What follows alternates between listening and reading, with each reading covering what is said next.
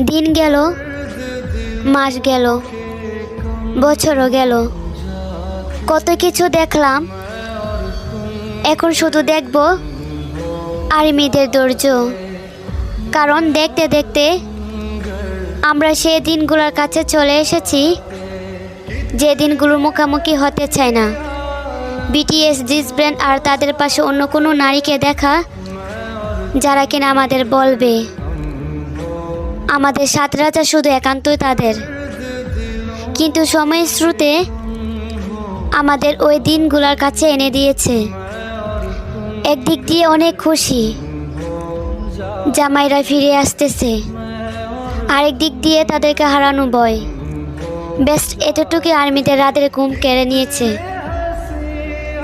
তাহলে ভাবো সেদিন কি হবে, যেদিন সত্যি সত্যি তাদেরকে হারিয়ে ফেলবো।